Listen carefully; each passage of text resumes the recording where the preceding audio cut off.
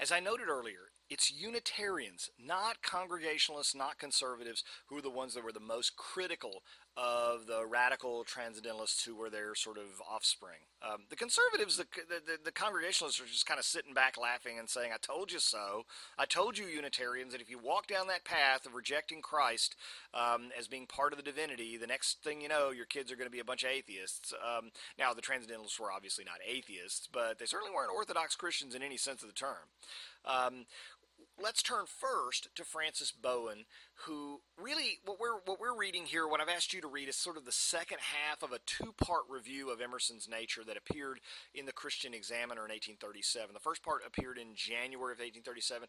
The second part appeared in November of 37. And it's very curious. I didn't ask you to read the first part because the first part's not quite as interesting. It just starts off as kind of this normal review that's not very favorable, obviously. He criticizes the transcendentalists as being dogmatic, pronouncers of beliefs. They don't really reason through. They don't offer their reasons for why they believe things. They just go out there and make these proclamations of belief, and they're all mystical and all this kind of stuff. He kind of makes this argument that they're merely warmed over Platonists who are mystical and vague and hard to nail down. And I mean, that's the extent of the criticism, really, in the first half of the review. The second half of the review is not published until 11 months later, which I think is really interesting. Now, I did my dissertation on the history of the Christian Examiner, and you know, because it got a lot of people like Emerson and other people, their start publishing small pieces. And Emerson did publish a few things in the Examiner, but it got a lot of the other transcendentalists started publishing. And the Examiner was the magazine where this big battle over Unitarianism versus Transcendentalism was fought. In the pages of that magazine, issue after issue, people were just sharpening their pens like swords and going at each other. And so it made for an interesting project for me back when I was doing it. But what is a mystery is why he decided to write a second half. Well, that's not so much a mystery, but you know, what made him wait so long, and what made F.W.P. Greenwood wait so long to include it?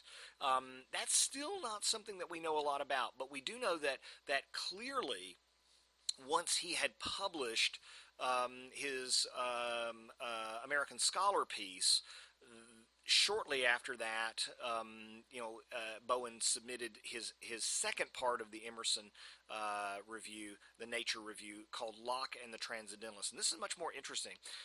So we have, Emerson publishes Nature in 36. The first half of Bowen's review is January of 37. You get the Panic of 1837 in the spring, and then you get the American Scholar Address the summer of 37.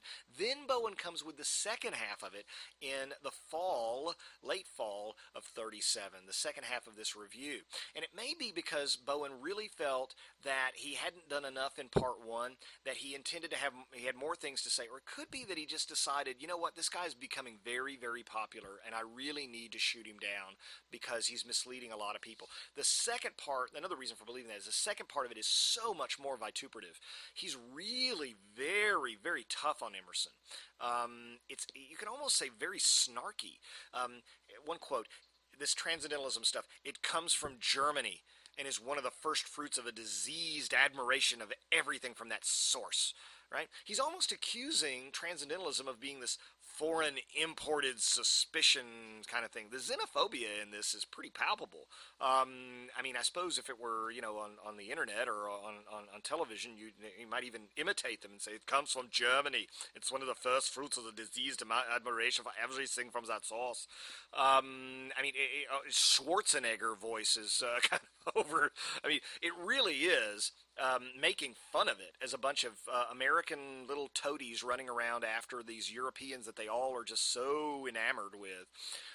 He says the difference in the mode of philosophizing between the old school, meaning Enlightenment philosophy and theology, Unitarianism would be an example, and the new school, which is Romantic, Kantian, Transcendentalist, Emersonian, is radical. Either one party or the other is entirely wrong. Now, that's a very, very strong statement coming in a publication like the Christian Examiner, which had a tradition of keeping its pages pretty open to different perspectives. They didn't want to publish stuff that was too dogmatic. They wanted to give everybody a little bit of fair play. This is a guy who is really kind of throwing down the glove there and saying, look, one of us is right and one of us is wrong. Decide. There's not room, he argues, for both parties to be correct. And that's very different from the kind of stuff that you usually see Unitarians publishing at the time. He argues that the Transcendentalists are eager, their eager self-confidence tries to reach the pinnacle without the previous toil of ascending the steps. In other words, they're taking shortcuts to what they perceive to be big truths. They're not studying. The truth would lose its proper estimation if it were a pearl that could be obtained without price. It can be purchased only by patient observation, by deep and thorough reflection.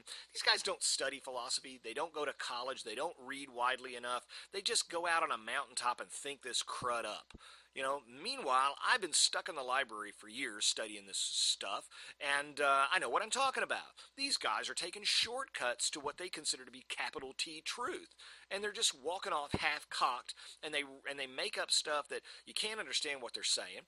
It's mostly German-inspired, so it's a bunch of foreigners, and on top of all that, they don't really know what they're talking about anyway. They're just spouting off stuff that sounds good that makes no sense. So that's Bowen's criticism, that it's sort of culturally and educationally something that one could object to on those bases. Norton, different story. His, theological.